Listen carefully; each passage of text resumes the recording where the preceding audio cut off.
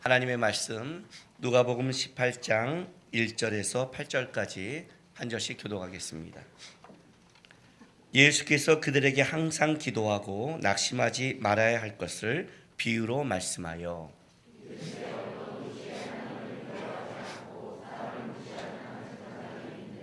그 도시에 한 과부가 있어 자주 그에게 가서 내 원수에 대한 나의 원한을 풀어주소서 하되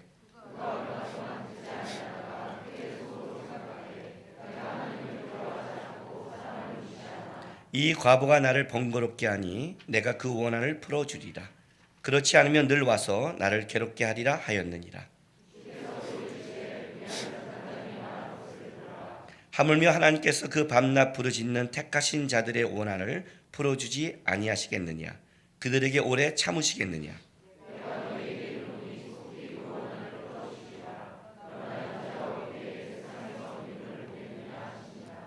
아멘. 우리가 너무나 잘 알고 있는 또 많이 들었던 비유입니다. 불의한 재판관 비유인데 일단 이 예수님께서 이 비유를 하신 가장 큰 이유는 18장 1절에 분명히 말씀하고 있습니다. 18장 1절에 예수께서 그들에게 항상 기도하고 낙심하지 말아야 할 것을 비유로 말씀하여. 그러니까 예수님께서 오늘 비유로 뭘 설명하는데 설명한 이유가 뭐냐면 항상 기도하기 위해서. 그러니까 기도가 쉬지 말라고. 그런데 이제 기도를 왜 쉬냐면 낙심하는 일이 생기니까. 이제 그 얘기를 하는 거죠. 그렇죠?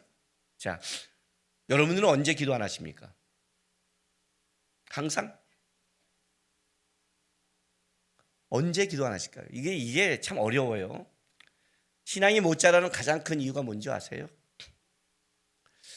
하나님의 능력과 하나님의 은혜를 맛보지 못한 가장 큰 첫 번째 이유는 해봐야 알죠. 공부를 해봐야 내가 어디가 못한 줄 알고 그걸 고쳐서 잘하는데 공부를 아예 안 하는 사람은 어떤 비법을 가르쳐도 공부를 못하는 거예요. 말씀을 읽어봐야 하나님의 말씀이 역사인지 뭔지를 한번 해봐야 아는데 좀 읽다가 나는 뭘 잘 모르겠는데? 모르죠. 말씀이 뭐 한 번 보고 그냥 쏙 들어오는 게 말씀인가요? 그죠? 영어 한번 단어 외우면 영어 쏙 들어오고 영어 다 하죠 뭐. 이게 참 어려워요. 성경 읽어라 그러면 좀 우직하게 성경을 계속 읽다 보면 은혜도 알고 뭐도 아는데 기도하라 그러면 기도 뭐라고 해요? 뭐라고 하긴 하나님 내가 기도 뭐라고 하자고 해요. 투덜거리세요. 여러분 투덜 잘 거리잖아요. 그거 하나님께 하세요. 그냥 사람한테 하지 말고. 하다 보면 되는데 일단 기도를 안 하고 말씀을 읽지 않으면 이 말이 뭔지를 몰라요. 왜? 항상 기도하지도 않았는데 뭐 낙심할 게 뭐가 있어요? 그죠? 이 낙심은 다른 낙심이에요. 살다가 여러분이 환난의 어려움이 아니라 내가 기도하고 하나님을 바라며 달려가는 가운데 내가 하나님을 붙잡고 하나님 앞에 손을 놓게 하는 낙심된 일이 있다는 그 낙심이지 기도하지도 않고 세상에서 부닥치는 그런 이야기를 하고 있는 게 지금 아니라는 거예요. 항상 기도하기를 원하는데 그 기도를 못하게 하는 낙심된 일이 세상에는 있다. 그때 그 낙심된 일로 기도를 쉬지 말고 항상 기도하게 원하는 하나님의 마음이 있어서 예수님께서 뭘 말해요? 이 비유를 말씀하시는 거예요. 그런데 이제 여러분이 우리가 이제 비유를 얘기 들을 때 이 비유만 딱 띄어서 얘기하면 이 비유가 뭘 말하는지 잘 몰라요. 성경의 비유를 얘기할 때 비유는 앞뒤 상황과 정황을 이해해야 돼요. 예를 들게요. 나단의 비유 같은 게 그런 거예요. 다윗에게 가서 배란간 비유를 들어요. 한 부자가 양과 염소와 소가 너무너무 많이 있다. 근데 가난한 사람이 있다. 근데 그에게는 암양 새끼 하나인데 요 하나밖에 없어서 제 자식처럼 키우고 있었는데 부자가 그걸 뺏어갔다. 이렇게 말하니까 다윗이 뭐라고 그래요? 죽여야 된다 그러죠. 그런데 그 비유의 정황은 뭐예요? 다윗이 밧세바를 뺏어간 것에 대한 아직 죄악의 이해를 못하고 있는 상황이 있었잖아요. 그러니까 비유를 얘기할 때는 어떤 상황과 정황에 대한 것을 더 쉽게 설명하기 위해서 하는 거죠. 그냥 비유를 하는 게 아니죠. 동화를 쓰는 게 아니란 말이에요. 지금 나단이 가서 다윗이 한 그 다윗의 죄를 모르니까 다윗이 이해할 수 있는 가장 쉬운 비유를 듣는 거죠. 그래서 다윗이 그걸 이해하고 죽여야 된다는 순간 나단이 뭐라 그래요? 이해했으니까 바로 너가 그다라고 말하니까 이해하니까 무릎을 꿇은 거야, 하나님 앞에. 그러니까 이제 비유라는 그런 의미를 갖고 있어요. 오늘도 지금 예수님께서 비유를 드는데 이게 뭘까 보면 안 돼요. 이것은 앞뒤 정황이 있어요. 그래야 이해해야 돼요. 일단 예수님께서 지금 마지막 6개월 안에 예루살렘에 십자가를 지기 위해서 마지막 예루살렘을 향해 걸어가고 있는 거예요. 그러니까 다시 돌아오지 않는 길이죠. 이 땅에서 다시 가지 않는 마지막 길을 가는 거예요.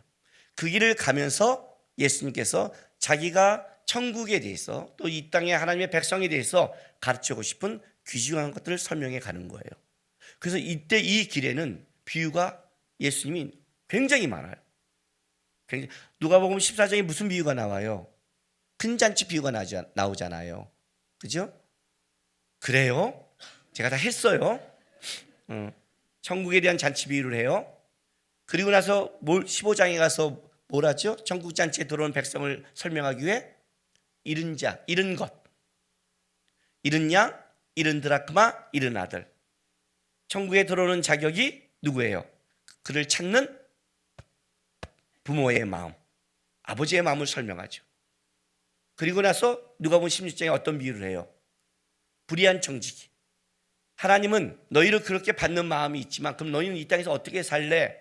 불의한 청지기처럼 내가 잘릴 거를 알고 그걸 준비하고 대비하는 것처럼 너가 인생에 하나님 앞에 쓸 거를 생각하면서 어떻게 살아라? 준비해라.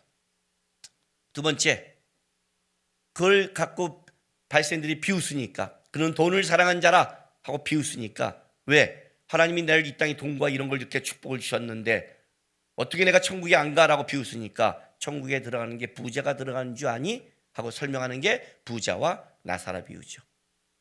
아버지 아브라함이여 부르는 누가 봐도 이스라엘 백성이고 누가 봐도 부자고 자색으로 입고 매일 잔치한다면 이 땅에서 세상 사람이 말한 축복이란 축복은 다 받은 사람이에요. 우리가 말하는 축복이란 축복을 다 받았는데 그가 지옥 간다예요. 이 땅에서 니네 눈에 보이는 축복을 다 받았다고 해도 그것이 천국의 조건이 되지 않는다고 설명하고 이 땅에서 저주란 저주를 다 받은 나사로 거지 중에 산 거지. 개가 와서 헌대를 하는 그냥 거지도 아니고 몸도 아프고 개가 와서 하는 그 거지가 하나님 나라에 들어가는 조건이 땅에 있지 않다는 걸 또 한 번 비유로 말씀하시는 거죠. 그러니까 비유가 아주 넘치기 시작해요. 왜냐하면 이렇게 비유가 넘치는 건 뭐냐면 예수님께서 십자가를 지기 전에 진짜 하나님의 나라에 대해서 그리고 하나님이 무릎을 찬 걸 간절히 알고 싶은 게 그 비유예요. 그렇게 넘치다가 17장에 드디어 약간 비유가 멈춰요. 그런데 여기선 10 문둥병자를 고쳐요. 근데 돌아온 사람은 누구예요? 한 사마리아 이방인이에요. 그러므로 벼랑간 앞의 비유와 연결되기 시작해요. 벼랑간 그 병자를 고친 것 같지만 연결돼요. 왜? 나사로 산거지가 천국에 가잖아요. 9명의 문둥병자 유대인이 아니라 들어올 수 없는 사마리아 사람. 천국이 하나님의 나라가 열렸다는 것. 그걸 실제적으로 보여주시는 거예요. 비유가 아니라 실제적으로. 그리고 나서 오늘 이 비유 전에 자 누가복음 17장 20절 한번 다시 볼게요. 20절에 바리새인들이 하나님의 나라가 어느 때에 임하니까 물건을 이제 하나님의 나라에 임함을 얘기하는 거예요. 하니까 예수께서 대답하여 이르시되 하나님의 나라는 볼 수 있게 임하는 것이 아니요 또 여기 있다 저기 있다도 못하리니 하나님의 나라는 너희 안에 있느니라 하면서 예수님이 뭐라고 말씀하냐면 하나님의 나라가 시작됐다는 걸 얘기하시는 거예요. 시작됐다는 게 뭐예요? 벌써 문둥병자 사마리아인. 이거는 누구와 연결되냐면 거지 나사로와 연결되고 있는 거예요. 거지 나사로가 뭐예요, 여러분? 헌대가 있고, 그죠? 문둥병이라는 건 어떤 걸 얘기하냐면 그냥 몸이 잘라지는 끝까지 가는 나병도 얘기하지만 성경의 피부병은 다 일단 나병, 문둥병이라고 그래요. 몸에서 시작된 것. 그래서 몸에 피부병이 있으면 진 밖에 쫓겨나서 일주일 동안 있다가 그게 아닌 치유가 되면 들어오는 거고 안 되면 쫓겨나는 거잖아요. 지금 이 나사로에게 헌대가 있다는 건 일종의 문둥병으로 봐도 되는 거예요. 거주니의 상거지죠. 끔찍하단 말이죠. 사마리아인, 이방인이죠. 유대인들이 이방인 취급한단 말이에요. 혼혈됐기 때문에. 문둥병자예요. 들어올 수 없는 자예요. 감히 하나님의 나라에. 그런데 선포하죠. 이 이방인 한 사람이 구원받을 자가 없느냐. 구원이 드디어 시작됐죠. 이 안에서 드디어 시작된 거예요. 부자와 나사로의 비유가 단순히 이야기가 아니라 실제 지금 예수님 눈앞에서 실현되고 있는 게 보이는 거예요. 하나님 나라가 시작됐다. 드디어. 그런데 앞에는 그런데 23절부터 37절까지는 무슨 얘기를 하냐면, 자 보세요. 22절부터 또 제자들에게 이르시되 때가 이르니 너희가 인자의 날 하루를 보고자 하되 보지 못하리라 하면서 23절부터 무슨 얘기를 하느냐, 종말에 대한 비유가 확 들어오기 시작했어요. 종말에 대한 비유가. 이 종말에 대한 비유 24절, 번개가 하늘 아래 이쪽에서 번쩍이어 하늘 아래 저쪽같이 비침같이 인자가 자기 날에도 그러하리라 하고 노아 때 하고 계속 인자의 날을 얘기해요. 자 31절, 그날에 만일 사람이 지붕 위에 있고 그의 세간이 그 집 안에 있으면 그것을 가지러 내려가지 말 것이요 라고 계속 이 얘기를 해요. 그런데 여러분이 성경을 읽으면 이 마지막 종말 때 비유를 가장 자세히 설명하는 것이 어디냐면, 자 마태복음 24장이에요. 가보겠습니다.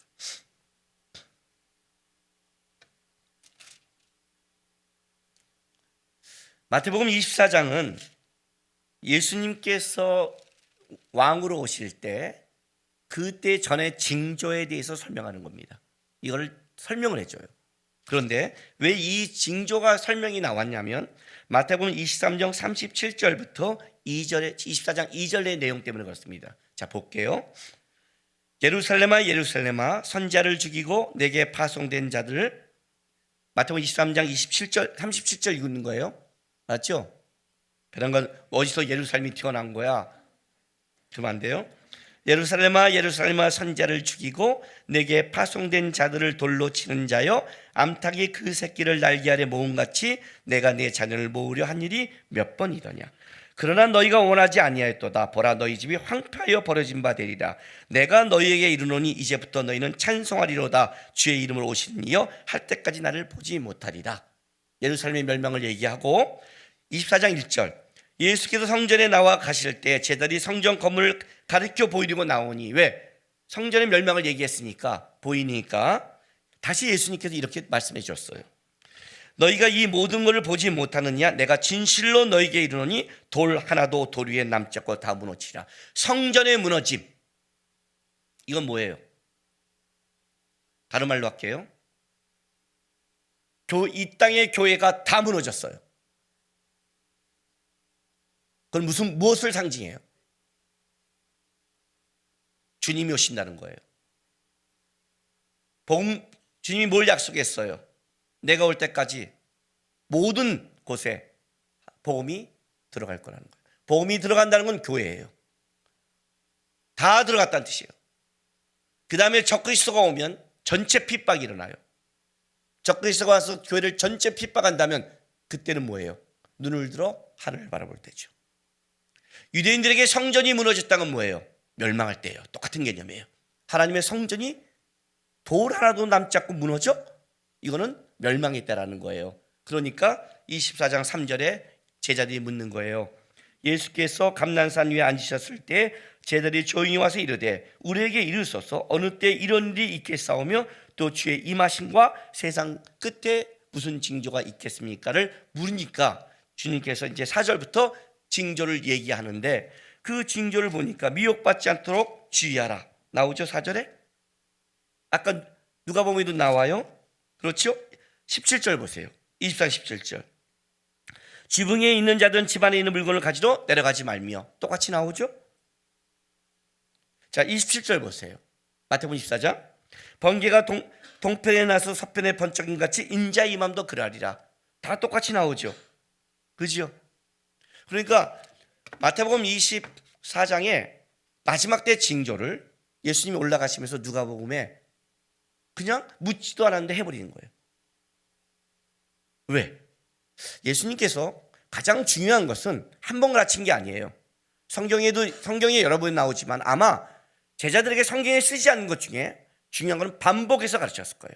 중요한 건 반복해서 가르치거든요.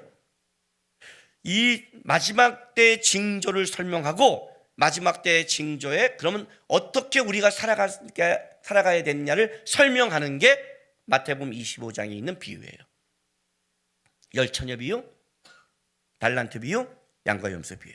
이건 나중에 그때 할 거예요. 왜냐하면 이때는 지금 마태복음 25장에 있는 이 비유, 이때는 예수님이 고난주간 화요일에 말씀하신 거예요.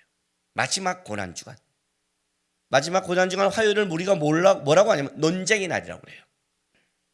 월요일날 성경 청교를 하며 그때를 권위의 날이라고 그러고 화요일날 많은 말씀을 가르치고 논쟁하시는데 그때, 그리고 수요일날 쉬시고 목요일날 드디어 세족시 가시고 이때 성찬시 가시고 붙잡혀가요. 그러니까 붙잡혀 가기 전에 마지막으로 할 말씀이 마태복음 25장 말씀이에요. 그러니까 이때는 굉장히 중요한 거죠. 그죠? 고난주간에 한 말씀이니까. 근데 이 말씀의 내용이 언제 나오냐면 다시 돌아갈게요. 누가복음 17장 22절부터 37절까지 이 말씀을 하는 거예요. 그냥 제자들에게 이르시되 때가 이르니 너희가 인자의 날 하루를 보고자 하되 보지 못하도다라고 하면서 마지막 때 이 징조를 얘기해요. 자, 그리고 보세요. 37절 보세요. 이렇게 마무리해요. 그들이 대답하여 이르되 주여 어디 오니까 이르시되. 이제 이 말을 네가 겁나잖아요. 그랬더니 예수님이 뭐래요? 죽음이 있는 곳에 독수리가 모이느니라. 자, 무슨 말인지는 모르지만 겁나죠. 독수리가 죽음이 있는 곳에 모인다. 마태복음 24장에는 무화과의 나무의 비유를 봐라. 무화과 나무에 그 나무의 때를 보면 결실하듯이 독수리가 죽음에 모인다면 주님의 오실 때가 다가온다. 그때가 언제인지 잘 모르겠지만 언젠가는 이 두려움이라는 게 있잖아요. 마지막 때를 얘기하는 거란 말이죠. 엄청난 마지막 때 정말은 적그리스도가 오고 적그리스도가 올 때는 엄청난 환난과 어려움이 있는 그때를 얘기하는 거예요. 그럼 그때를 어떻게 살아야 돼요? 그리고 나서 두 가지 비유가 들어가는 거예요. 그게 누가복음 18장 1절에서 8절까지 항상 기도하고 낙심하지 말 걸 비유로 하는 그 비유 하나하고, 두 번째 9절에서 14절 9절 보세요. 또 자기를 의롭다고 믿는 사람들을 멸시하는 자들을 비유로 하되 두 사람이 기도하러 성전에 올라가는데 두 가지 기도 비유가 나오는 거예요. 두 가지 기도 비유가. 근데 이 두 가지 기도 비유는 뭐예요? 앞에 종말이에요. 이렇게 되는 거죠. 앞에 두 절은 뭐래요? 하나님의 나라가 시작됐다. 그런데 마지막 때 종말을 얘기한 건 뭐예요? 예수님이 오신다는 것은 하나님의 나라가 완성됐다는 뜻이에요. 내가 너희를 위해서 많은 집을 지으러 간다. 때가 되면 올 것이다. 주님이 오셨을 때는 하나님의 나라가 완성돼서 우리를 초대할 때예요. 그러니까 이 비유 여기에는 두 가지가 다 묶여 있는 거예요. 너희 안에 하나님의 나라가 시작됐다. 봐라, 사마리아 이방인에게 구원이 드디어 시작된 거다. 구원이 벌써 유대인을 넘어서 예수님이 오심으로 실현되기 시작했다. 이 이방인 외에는 구원받을 자가 누구냐고 실현됐다. 그리고 예수님께서 인자의 날이라고 말을 해요. 인자의 날, 인자의 날, 구원에 완성시키는 그날이 올 때라고 얘기하면서 이 기도를 한다면 이 얘기를 하는 거죠. 하나님의 나라가 시작돼서 주님이 완성되는 그날까지 가는 믿음의 성도들이 그 속에서 환난과 어려움을 겪는데 그 환난과 어려움은 마지막 때 가면 끔찍한 환난이 너에게 올 것이다. 여기 적그리스도가 있다, 저기 있다 미혹하며 우리 안에 주님을 바라보지 못하는, 여기서 항상 기도하는 건 뭐냐면 기도란 단순히 주 앞에 내가 필요한 걸 구하는 게 아니라 기도는 뭐예요? 주님의 주권을 인정하고 주님을 붙잡고 주님 앞에 살아가는 걸 기도라고 그랬어요. 이방 사람의 기도는 다 자기의 원하는 걸 위해 기도해요. 비나이다 비나이다 천지신명께 비나이다. 대상도 중요하지 않고 주권도 중요하지 않아요. 뭐가 중요해요? 내 정성과 소원을 통해 내가 원하는 것을 달라는 거예요. 그러니까 그들에게 중요한 건 치성이에요. 치성. 그죠? 복채가 든든해야 돼요. 그래서 점괘가 잘 나와요.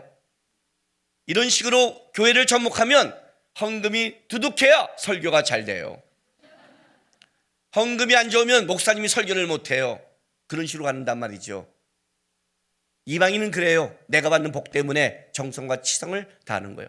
기독교의 기도는 뭘 얘기하냐면 내 힘과 내 능력으로 모든 게 된다고 본다 할지라도 하나님의 허락지 않으면 안 됩니다. 나는 그걸 알기에 주님 앞에 기도합니다는 주권에 대한 인정이에요. 그래서 예수 믿는 자의 가장 큰 죄는 뭐냐? 기도하지 않는 죄예요.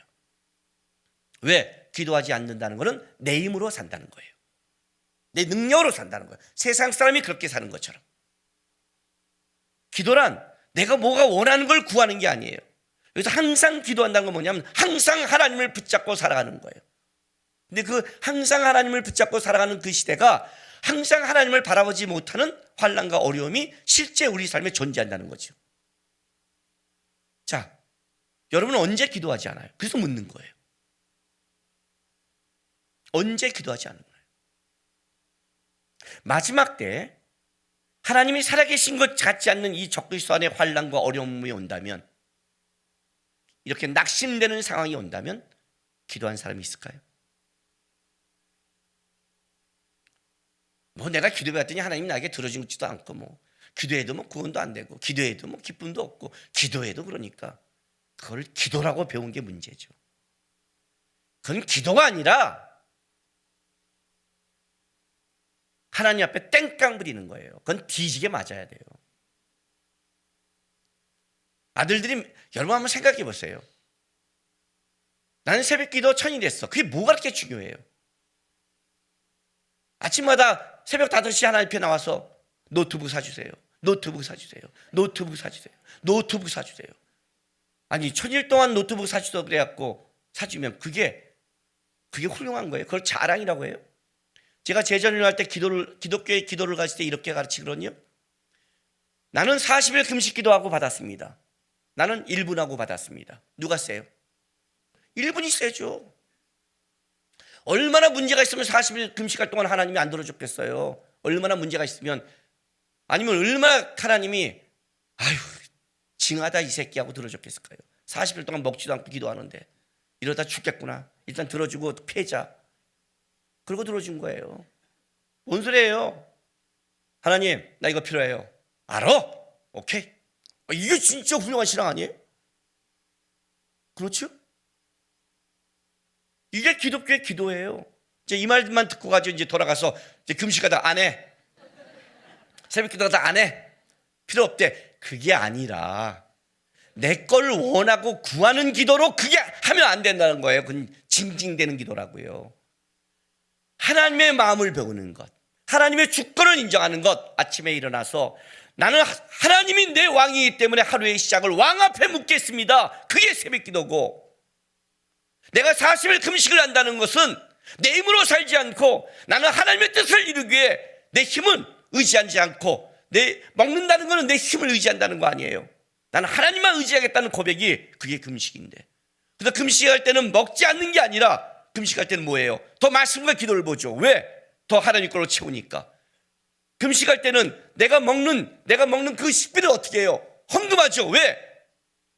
단순히 굶는 게 아니라 내 육의 양식을 하나님이 했으니까. 하나님이 기뻐하는 금식은 뭐예요? 흉악의 결박을 풀어주는 거예요. 가난한 자를 돕는 거예요. 그래서 그 말이 나오는 거예요. 내가 금식하며 내가 40일 동안 내를 위해 쓰지 않은 것을 나는 하나님 위해 기도했으니 하나님 위해 쓰겠습니다. 다른 사람의 흉악을 결박을 풀어주는 것, 그게 기독교의 금식과 기도죠. 완전히 다르죠. 진짜 하나님의 주권을 인정하는 것. 항상 기도한다는 것은 항상 나는 하나님의 주권을 인정하고 살아가는데, 기도하지 않았다는 건 뭐예요? 하나님의 주권을 인정하지 않는다는 뜻이 된 거예요. 여기서. 낙심했다는 건 뭐냐면 상황이 어렵다는 뜻도 되지만 다른 말로 한다면 그 상황의 주권이 나에게 있다는 뜻이에요. 그 얘기를 하는 거예요. 그래서 말하는 거예요. 여기서 이 낙심이라는 건 단순한 게 아니에요. 앞에 종말을 얘기하고 있어요. 그럼 현재 이 땅을 살아가는 그리스도인들은 아직 우리는 종말에 들어가지 않았으니까 지금 이 정도의 환난 갖고 기도를 멈춘다면 여러분은 기도가 다 멈춰져요. 깡그리 멈춰질 거예요. 그 얘기를 하는 거예요. 그리고 이제 이걸 보세요. 그래야 이 비유가 조금 더 정확하게 다가와요. 자, 비유를 말씀해 주시는 거예요. 마지막 때를 살아가는 하나님을 주권이 사라지고 하나님을 붙잡지 못할 상황, 낙심할 상황이 오는 그런 상황이 너희가 온다면 기억해라 하고 해준 게 이 비유예요. 자, 2절부터 볼게요. 이르시되 어떤 도시에 하나님을 두려워하지 않고 사람을 무시하는 한 재판관이 있는데 그 도시에 한 과부가 있어 자주 그에게 가서 내 원수에 대한 나의 원한을 풀어오시도 하되 그가 얼마 동안 듣지 아니하다 후에 속으로 생각하되 내가 하나님을 두려워하지 않고 사람을 무시하나 이 과부가 나를 번거롭게 하니 내가 그 원한을 풀어주리라. 그렇지 않으면 늘 와서 나를 괴롭게 하리라 하였느니라. 자, 일단 이 비유를 먼저 말씀하시고 그리고 이제 뒤에 예수님이 또 하나 설명하는 게 있습니다. 앞에 비유를 먼저 우리가 좀 이해해야 됩니다. 어떤 도시에 불의한 재판관이 있는데 이 사람은 불의한 재판관 중에 최상의 불의한 재판관입니다. 얼마나 불의하냐면 보통 사람들은 자기가 불의해도 자기가 불의한지를 모르는데 이 사람은 자기가 불의한 걸 알고 있는 불의한 자입니다. 얼마나 나쁜 짓을 했으면 자기가 나쁜 놈이라고 할까요? 나는 나쁜 놈이야 하면 진짜 나쁜 짓을 많이 했죠. 그죠? 뭐라고 말해요? 자기는 하나님도 두려워하지 않는데요. 기입으로 말을 해요. 그렇죠? 그 사람을 무시한대요. 자기가 사람을 무시하는 걸 알아요. 야, 우리는 불의한 재판관만큼 우리를 성찰하지도 않는 거예요. 자기가 누군지를 몰라요. 이런 사람이에요. 최악이죠. 거기에 억울한 과부가 있어요. 과부는 뭐예요? 또 사람 중에 가장 약한 자예요. 성경에 가장 약자를 세 부를 뽑지요. 고아와 과부와 객이죠. 그러나 객은 돌아가면 고향이 있으면 돼요. 그러니까 여행할 동안 그냥 약자예요. 우리가 외국에 나갈 때만 약자지 한국에 들어올 때는 다르잖아요. 저도 외국에 나갔다가 한국에 비행기 딱 들어오는 순간 어깨가 펴져요. 아니 우리나라가 나를 안 받을 거야? 그지요? 외국에 나갈 때는 비자 안 받으면 뭐라고 물으면 그런 거 있잖아. 돌아가면 돌아가야 되는데 아니 내가 우리 집 들어오는데 한국 비자 당연히 받죠. 그러니까 이거는 통과예요. 그리고 말이 너무 좋아요. 웃어요. 일부러 인사해요. 고맙습니다. 막 이렇게 한국말 하고 싶어서. 그잖아요. 또 한 가지 고아는 잘하면 어른이 돼요. 잘하면 어른이 돼요. 과부는 갈수록 약자예요. 가장 약자를 갖고 온 거예요. 가장 악한 자와 가장 약자를 대비시켰어요. 그런데 이 재판관이 듣는다는 거예요. 이 성경의 이 본문의 가장 큰 우리의 오해는 뭐냐면 이 말씀 때문에 그래요. 5절 말씀 때문에. 이 과부가 나를 번거롭게 하니 내가 그 원한을 풀어주리라. 이것 때문에 끈질긴 기도를 말해요. 하나님 앞에 끈질기게 기도하자. 이것 때문에. 그건 잘못된 거예요. 여기서 이 번거롭게 하는 고생과 근심인데 여러분 이 사람은 어떤 사람이에요? 불의한 사람이에요. 불의한 사람이 이 과부 하나 처리 못할 것 같아요? 여러분 악한 사람이 얼마나 악한 줄 아세요? 하나님을 두려워하지 않는 것은 이 사람은 인간에도 없는 사람이에요. 신을 두려워하지 기본적으로 종교를 가지고 있는 사람은 사람에 대한 그러니까 나를 위해서라도 선을 베풀어요. 내가 나중에 축복받기 위해서라도 베푸는 게 있어요. 종교를 가진 사람은 그래요. 종교가 없는 현실만 가진 사람은 돈밖에 몰라요. 권력밖에 몰라요. 근데 이 사람은 권력까지 가진 사람이에요. 제일 무서운 사람이죠. 사람을 무시하지 않아요. 철저히 수단으로 이용한 사람이에요. 그 사람이 과부를 돌본다고 그런 거 없어요. 끈질기였다가는 과부는 죽어나가요. 여기에 가장 중요한 거는 끈질기면 안 된다는 게 뭐냐면 이거는 재판이에요. 이 여자는 지금 재판장에게 재판을 요구한 거라고요. 재판에는 끈질겨서 이기는 게 아니에요. 재판은 정당해야 이겨요. 이해가 되세요?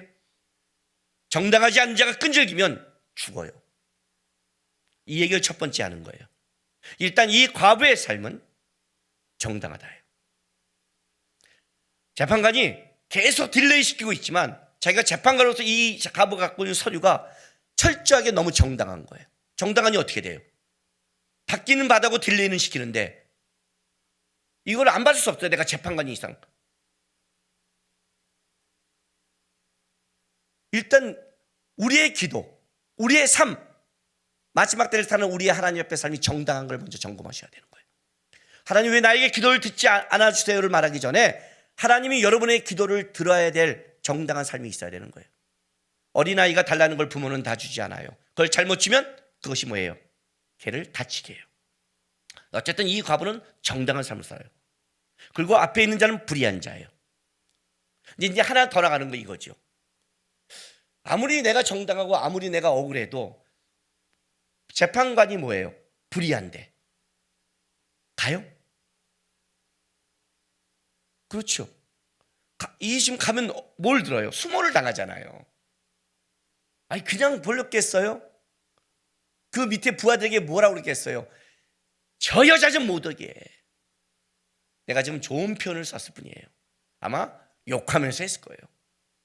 아마 밑에 부하들을 갈구었을 거예요. 니네는 월급을 왜 받는 거야? 하면서 아마 진짜 지랄지랄 했을 거예요. 아마 어떻게 좀 해? 근데 맨날 아니 그런데 여기 내는 건 어쩔 수 없잖아요. 그럼 어떻게 뭐 수모 좀 해? 아마 했을 거예요. 야 소용없어 뭐 꿈쩍도 안 해. 왜 이러세요? 우리 좀 살려주세요. 아니 또 갖고 왔어요. 우리 또 깨져요. 아니 무슨 이런 독한 여자가 있나? 별소리 안 했겠냐고요. 여러분이 하나님 바라보고 선하게 살아가면 어때요? 선을 인정해 줘요? 어떻게 생각해요?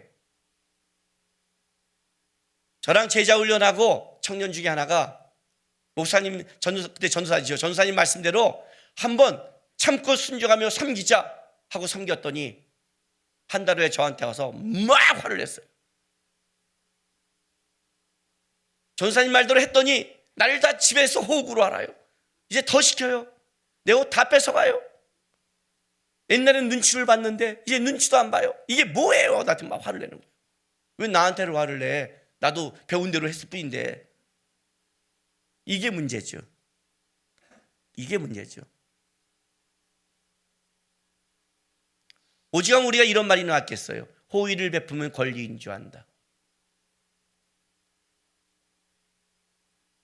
그죠? 호의를 베푸면 당연한 줄 알잖아요. 왜 그 말이 나왔겠어요? 인간이 악이 그렇게 쉬워요? 아마 무지무지한 수모를 당했을 거예요. 그런데 이 여자는 왜 나오냐는 거예요 도대체. 이 여자는 왜 나오는 거예요? 이걸 지금 성경이 말하고 싶은 거예요. 왜 이 여자는 나왔는가? 그리고 예수님께서 이렇게 말씀해요. 6절부터 주께서 또 이르시되 불의한 재판장이 말하는 것을 들으라. 하물며 하나님께서 그 밤낮 부르짖는 택하신 자들의 원한을 풀어주지 아니하시겠느냐? 그들에게 오래 참으시겠느냐? 내가 너희에게 이르노니 속히 그 원한을 풀어주리라. 그러나 인자가 올 때 세상에서 믿음을 보겠느냐 하시니라. 라고 결론을 지어요. 자, 일단 이것도 하나의 단계를 밟아야 돼요. 불의한 재판관이 들어줬어요. 수모를 당하는데 이 여자는 낭망하지 않고 왔어요. 계속 낙심하지 않고. 불의한 재판관이 생각하는 거예요. 야, 이거는 어떤 수모와 어떤 방법으로 해결 방법이 없구나. 이 여자는 죽을 때까지 오겠구나. 들어주고 끝내자 라고 결론을 내린 거예요. 아니면 어쨌든 맨날 내가 이걸 보는, 아무리 안 들어줘도 맨날 만나는 것도 스트레스잖아요. 그죠?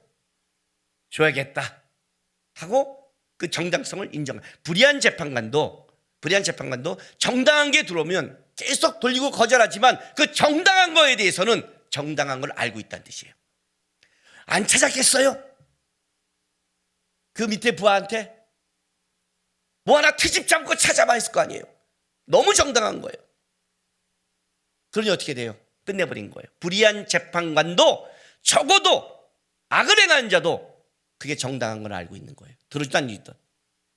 하물며 넘어가는 거예요. 의로운 재판관인 하나님께서 성도들이 진짜 이 땅에 수모를 당하고 이 땅에 억울한 삶을 가지고 주 앞에 살아가는 걸 모른다고 생각하니, 너희가 이 땅에 사는 어려움과 환난 속에 그 환난 가운데 있다는 걸 모른다고 생각하니, 양을 이리 가운데 보낸다는 그 아버지가 모른다고 생각하니, 너희가 그게 네 눈앞에 순간적으로 이루어지지 않는다 해도 하나님이 없다고 말할 수 있니? 세상 사람도 저 사람이 정당의 삶은 알고 있는데, 알면 알고 있는데 모른다고 생각하니, 그리고 거기서 뭘로 끝났냐면, 내가 올 때 믿음이 있는 자가 있겠냐는 한탄으로 끝내는 거예요. 다시 한번 이번 볼게요. 7절 8절 보세요.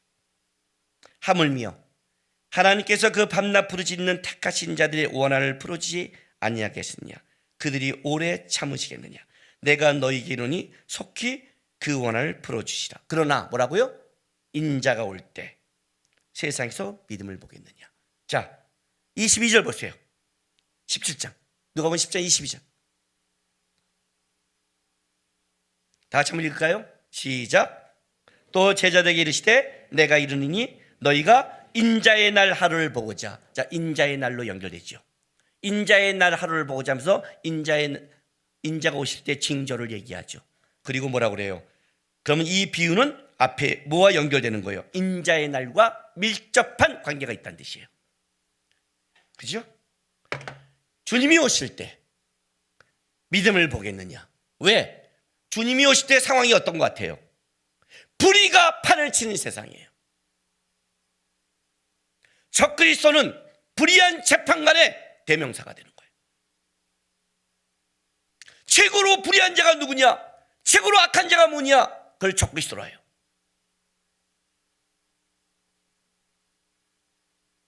인자가 올 때 믿음을 보겠냐? 그렇다면 기도는 뭐와 연결됐냐? 믿음과 연결되는 거예요. 그렇죠? 이 여인이 나올 때 끈질기게 나온 게, 이 사람 보기에 꾸준히 나오고 이해하지 못하게 나온 게 뭐냐? 악에 받쳐 나온 게 아니라 이 여인에게는 뭐가 있어요? 믿음이 있다는 거예요. 믿음. 그럼 한번 생각해 보세요. 불의한 재판관을 믿었을까요? 아니, 어떻게 믿어요? 믿을 걸 믿어야지. 불의한 재판관을 믿었을까요?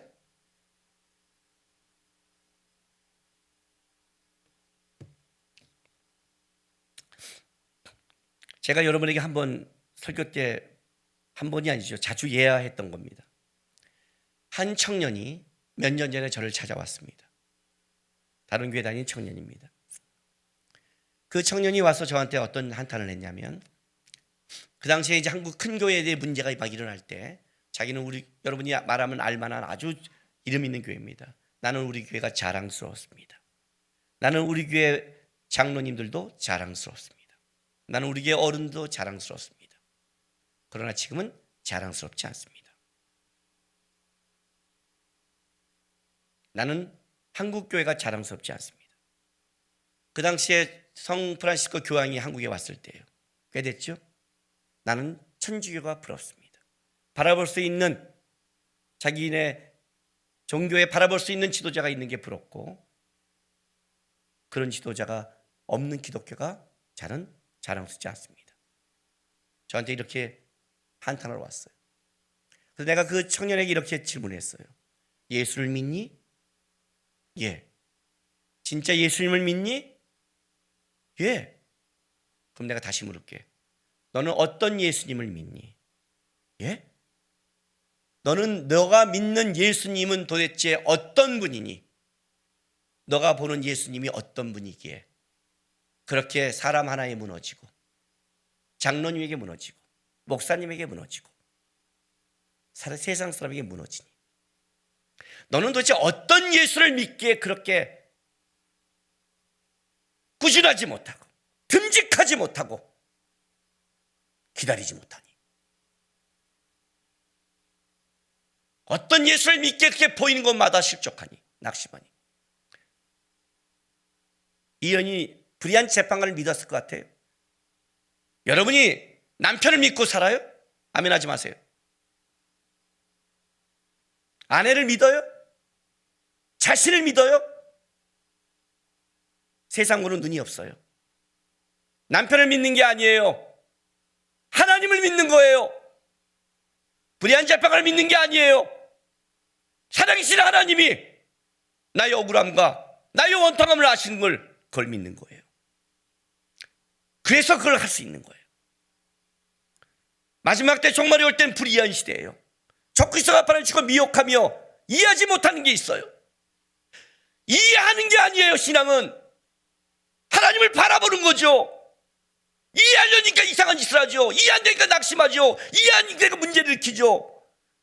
자기 눈을 믿는 게 신앙이에요? 아니에요. 하나님을 바라보는 거죠. 의로우신 하나님은 나를 알고 내 기도를 알고 나의 원통함을 알며 나의 믿음을 알기에 보이지 않아도 가는 거예요. 그게 히브리서 말씀 아니에요. 믿음은 보이지 않는 것의 실상이잖아요. 보이지 않는데 어떻게 믿어요? 세상은 안 보여요. 그러나 보이는 분이 딱 하나 있어요. 누구? 하나님이에요. 그게 믿음이에요. 믿음. 마지막 시대에 하나님이 살아계시지 않는 것 같은 시대가 온다는 거예요. 여길 봐도 저길 봐도 다 미혹하는 거에서 진짜 어디를 가야 되지 않은 시대, 그런 시대가 온다는 거죠. 상황을 봐도 끔찍하는 거예요. 너무나 어려운 마지막 시대니까 그 시대를 너희가 살아갈 거다. 너희의 인생, 하나님의 나라가 시작되고 있다. 겨자씨 비유 몰라요? 누룩 비유 몰라요? 하나님의 나라는 겨자씨 하나 갖고 누룩 같다. 밀가루 속에 들어갔다. 반죽이 된다. 반죽이. 누룩은 사라진 것 같고 밀가루만 남은 것 같고 떡이 된 것 같고 사라진 것 같지만 어떤 일이 벌어지느냐? 그 생명력이 바꿔버릴 것이다. 그 묻힌 겨자씨 하나리 뚫고 나와 생명이 될 것이다. 네 눈에는 숨겨져 죽은 것 같고 떡이 된 것 같지만 하나님의 나라는 망하지 않는다. 하나님의 나라가 시작됐다. 그런데 하나님의 나라가 너희 눈에 보기에 팍팍팍 가는 게 아니라 이상하게 종말에 가면 하나님의 나라는 죽은 것 같고 사라진 것 같고 없어진 것 같고 미혹하는 영과 적그리스도와 수많은 것이 고난이 있을 것이다. 그걸 이기는 방법은 하나님만 바라봐야 된다. 그게 믿음이잖아요. 그게 믿음이잖아요. 마지막 때 하나님 보는 자가 있나? 환난 가운데 하나님 보는 자가 있나? 내가 이해하지 못할 상황이라도 하나님 바라보고 가는 자가 있나? 하나님만은 바라보는 자의 특징이 뭔지 아세요? 기도하는 거예요.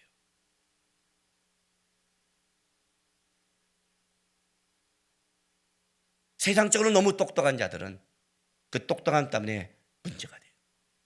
세상에 많이 가진 자는 가진 것 때문에 문제가 돼요. 왜 그런 줄 알아요? 그걸로 풀려니까. 그러다 안 되면 어떻게 돼요? 낙심하는 거예요. 그건 내 힘이잖아요. 내 힘이잖아요. 믿음과 기도는 띠꾸로예요. 믿음만큼 기도하는 거예요. 믿음이 있게 기도하는 거예요.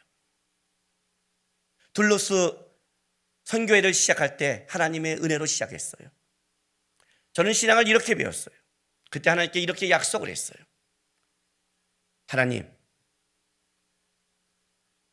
하나님이 가라면 가고 하나님이 쓰라면 쓰겠습니다. 그런데 하나님, 저는 하나님을 위해 굉장한 영광을 드릴 자신은 없지만 한 가지는 저는 약속합니다. 하나님이 말씀하기 전까지는 저는 하나님이 주신 자리를 지키겠습니다. 모두가 다 떠난다 해도 나는 기도하며 버티겠습니다. 그 약속을 했어요. 이 약속은 둘러스 선교를 넘어서서 하나님이 나에게 뭔가를 맡길 때마다 하나님께 드린 고백이었어요. 실력과 능력은 달란트는 각자 하나님이 다루기 좋고 나는 그건 자신이 없어요. 그러나 한 가지 자신할 수 있어요. 기도하며 하나님 바라보며 하나님 뜻을 쫓으며 갈 수 있는 거예요. 불의한 재판관이 있다고요. 변명하지 말라고요. 그 얘기하는 거예요. 얼마큼 이 불의한 재판관의 불의를 당해봤니? 얼마큼 수모를 당했니? 얼마큼 억울하니? 네가 그걸 바라보니까 낙심하지. 믿음이 잃었잖아. 믿음이 있다면, 하나님이 안다면, 하나님이 보고 있다면 하나님이 불의한 재판관을 못 꺾을까? 하나님이 어떤 대통령을 못 꺾을까? 하나님이 어떤 지도자를 못 꺾을까? 하나님이 어떤 환경을 못 꺾을까? 내 주님이 살아계시기에 저는 기도하며 갑니다. 그 얘기를 하는 거예요. 마지막 때 이해하지 못한 상황과 어려움이 온다 해도 명심해라. 명심해라. 하나님이 살아있다. 하나님 보면서 기도하면서 믿음을 가지고 살아가라. 그 백성은 복이 있을 것이다. 불안하시면 가서 기도하십시오. 지적하고 싶으면 기도하십시오. 불평하고 싶으면 기도하십시오. 내 말이 하나님의 말 은혜가가 흘러가지 않는다고 생각하면 기도하십시오. 입술에 파수꾼을 세우십시오. 기도하고 믿음으로 살아갈 때 그때 믿음의 영향력과 온전한 힘이 드러나기에 우리 주님의 이 한탄을 말씀에 깊이 받으면서 주님, 저는 평생 하나님만 바라보면서 믿음의 길을 가겠습니다 하는 여러분 되시기를 바랍니다. 기도합시다.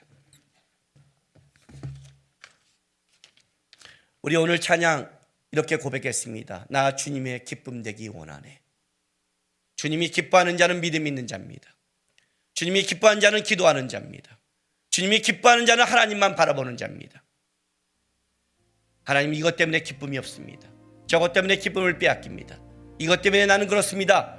내 기쁨이 세상에 있는 것처럼 그것 때문에 안 된다는 자기에게 빠지지 마시고, 하나님, 어떠한 내 기쁨을 뺏는 세상 것이 온다 할지라도 저는 주님 바라보면서 오직 주님만이 나의 기쁨이고 내가 주님의 기쁨이 되는 삶 살겠습니다 하는 다짐의 기도 주 앞에 드리시기 바랍니다.